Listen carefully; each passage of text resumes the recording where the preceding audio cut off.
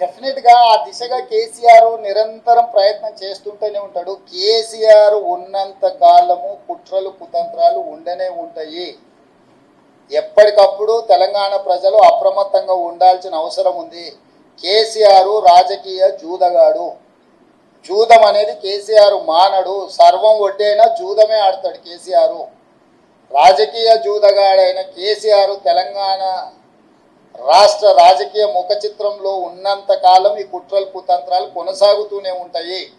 అయితే మహారాష్ట్రలో ఇట్లాంటి కుట్రలు కుతంత్రాలతోని శివసేనను ఎన్సీపీని చీల్చడం ద్వారా ప్రభుత్వాన్ని ఏర్పాటు చేయడం ద్వారా నరేంద్ర మోడీ గారు ప్రభుత్వాన్ని ఏర్పాటు చేసినా అని అనుకున్నాడు. కానీ మహారాష్ట్ర ప్రజల తిరస్కారానికి గురై ఈరోజు తలెత్తుకోలేని పరిస్థితులు మహారాష్ట్రలో ఉద్భవించినాయి. కాబట్టి తెలంగాణలో నరేంద్ర మోడీ గారు బీజేపీ ఇదే రకమైన ప్రయోగం చేస్తారా చేయరా చూడాలి. నెంబర్ 1.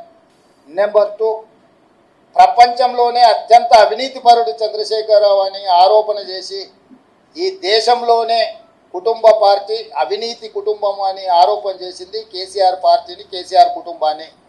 వీళ్ళతో బీజేపీ ఎట్లా జట్టు కడుతుంది, ఎట్లా సమర్థించుకుంటారో బీజేపీ నాయకులు ఇప్పుడు ప్రజలకు వివరించాలి. వీటన్నిటి నేపథ్యంలో ఈ అన్నిటిని విశ్లేషించడానికి ఇంకా కొంత సమయం పడుతుంది. ఎన్నికల ఫలితాలను ఎట్లా చూస్తాం చారి? ఎన్నికల ఫలితాల రకంగానే చూస్తాము, ప్రజా తీర్పు పరంగానే చూస్తాము. దాంట్లో వేరే రకంగా చూడడానికి ఏముంది? ప్రజలు తీర్పు ఇచ్చిండ్రు. ఆ తీర్పును జగన్మోహన్ రెడ్డి గారు నేను స్వాగతిస్తున్నా అన్నాడు. చంద్రబాబు నాయుడు గారు నేను స్వాగతిస్తున్నా అన్నాడు. ఇక వాళ్ళిద్దరు స్వాగతించిన తర్వాత మియా బీవీకి రాజీ హోయేతో కాశీ కా క్యా ఇస్మే? నీ సూచన ఏంది రాహుల్? ఏం చేస్తే బాగుంటుంది? నీ సూచన ఏందంటూ ఒకవేళ నీ సూచన మా అందరి నాయకుల ముందు పెడతా. వాళ్ళందరూ కూడా రాహుల్ సూచన బాగుందంటే ఆ విధంగానే ముందుకు పోయి ఆ రాహుల్తో మాట్లాడదాం. ఏ ప్రభుత్వమైనా ఏర్పడినప్పుడు ఆహ్వానించినప్పుడు పార్టీలో చర్చించి నిర్ణయం తీసుకుంటాం. వ్యక్తిగా నేను నిర్ణయాలు తీసుకోవడానికి ఉండదు. పార్టీ సూచనల మేరకే నేను వ్యవహరించాల్సి ఉంటుంది. ఇది సిద్ధాంతపరంగా రాజకీయ పరంగా పార్టీ తీసుకోవాల్సిన నిర్ణయము. ఏ ప్రభుత్వం ఏర్పడ్డా స్నేహపూర్వకమైన వాతావరణంలో సమస్యలు పరిష్కరించుకుంటామని నేను ముందే చెప్పిన.